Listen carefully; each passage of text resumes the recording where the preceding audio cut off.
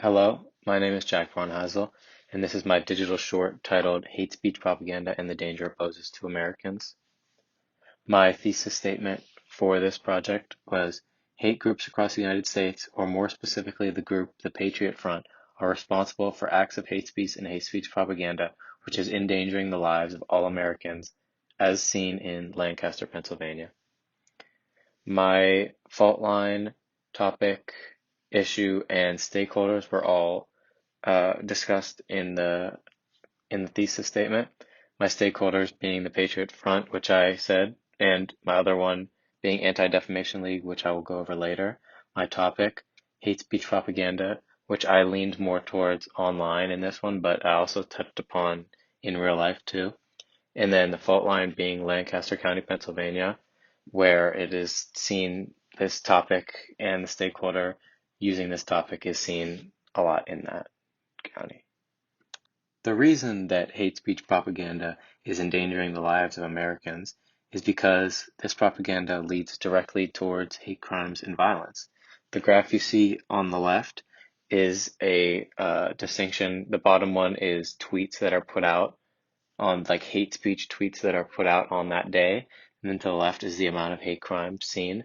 So when there are more tweets put out on the left, there is more hate crimes committed, showing that there is a correlation between the two. And like hate speech, this one is about tweets, but the hate speech could be anything that is racist, sexist, homophobic, etc., anything like that, anti-Semitic. And then on the right is a YouTube video about by the Aspen Institute about like how digital hate is directly correlated to real life violence against minority groups in particular.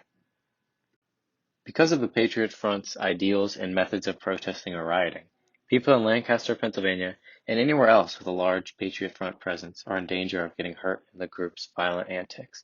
It's just that Lancaster County has a large number of the Patriot Front, so they're more likely to see this. On the left is a picture of it's the men in masks are the Patriot group, and then they're assaulting a black man for simply disagreeing with what they're saying. And this is why the lives of Americans are in danger. This man did nothing except be a different race than them, and they still chose to use violence against him. And then on the right is the CNN video that I'm going to show about the Patriot Front and like why they do what they do and who they target. This one in particular is about them showing up to a pride rally, and they actually didn't get a chance to incite any violence or create any hate speech because they're arrested before they could. New details today after police arrested more than 30 members of a white nationalist group in Idaho. Officers confronted the New details today after police arrested more than 30 members of a white nationalist group in Idaho. Officers confronted the Patriot Front group on Saturday. There they are on their knees and arrested. Dozens were piled in the back of a moving truck. Police say they were traveling to a pride event where they were hoping to set off a riot. One of those taken into custody was a leader of the far-right faction. CNN Shimon Prokopez is joining us with more. Wow. So police were able to intervene just in time. Yeah, it certainly seems so. And it's all because of a tip, a concerned citizen, a person who saw them getting into this U-Haul at a local hotel.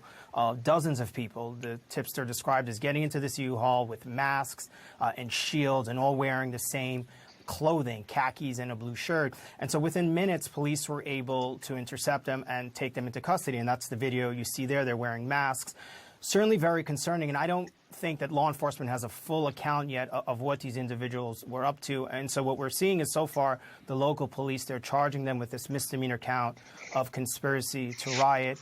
They were all charged and all booked, and their photos had just been released. I don't know if we have that yet, but police obviously wanting to get more information. The FBI is now.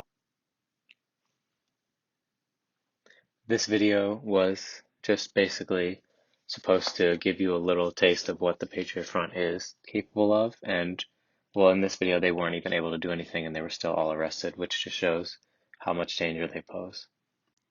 The internet is the Patriot Front's main way of communication and the way they promote their hate speech and hate speech propaganda. So in general, for all the hate groups out there, it's becoming more dangerous and widespread because of the way they can communicate to each other, not even being in the same state. They can just easily get on their phone, get online, and relay information just like that. The two articles put on the screen is the one on the left is from Boston Globe, which has a very big Patriot Front population similar to Lancaster County. And this is basically just talking about how they communicate over the internet and how they gain popularity and like gain more people to come in theirs. And then on the right is the Extremism Project online, their article, and it just says the same thing about how they use the internet different than other groups, and it's going to grow like that. They started in 2017 during the Charlottesville riots, where a bunch of hate groups went, and a bunch of white supremacist groups went, and they've just grown since then because of the communication that they've used over the internet.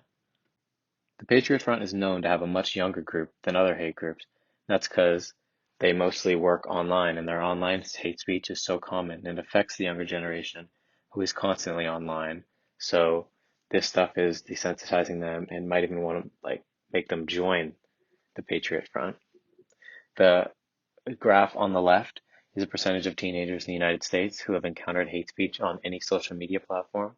As you can see at the bottom, 64% of all teenagers have often or sometimes seen hate speech, which is huge for a percentage of teenagers and just desensitizes them.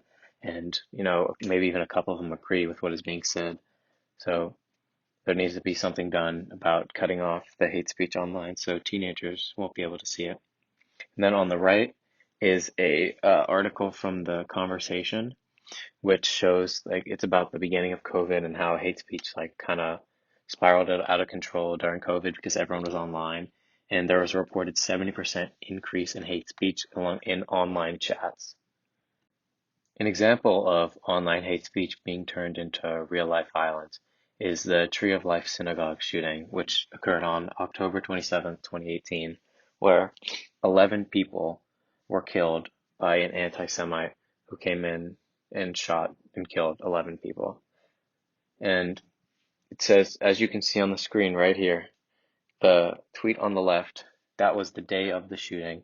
It says, "I'm going in," meaning that Twitter was aware that he was going to do something, and he's had a history of anti-Semitic posts. So people online knew that he didn't like Jewish people, and on the right, it shows right here. So even if he just said that, on the right, it shows that he's a threat because of the guns he has. He would constantly post about his guns, showing that he was enthusiastic about them.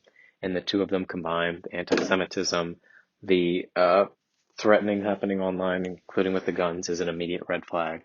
And it needs to be something that social media platforms deal with. The Anti-Defamation League is a group whose job it is to manage and track hate speech and hate crimes. It originally started as just something to stop anti-Semitic crimes, but has spiraled into or has like grown into something that stops crime against all minority groups. And they suggest that, or they recommend that the people in charge of social media platforms and any like technology company should be held responsible for stopping the spread of hate speech.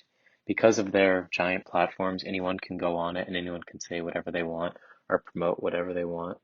And because of that, people are going on there and using these platforms for their hate. On the left, it shows that this on the left says the physical threats that were put on any social media platform. 41% of them in 2021, the social media platform didn't take any action. So for 41% physical threats that could have been real, they looked at this and didn't care. And this might be the reason that some hate crimes or anything was committed. And on the right shows that Facebook has been acting upon it, but that's about the only social media platform that has taken down 7 million posts in 2019. Obviously, Lancaster County, Pennsylvania, and the rest of the country needs to do something about the growing number of hate groups and recorded hate speech propaganda messages across the country before more violence occurs and before more hate crimes happen. The state of Pennsylvania has one of the highest rate of hate groups in a state.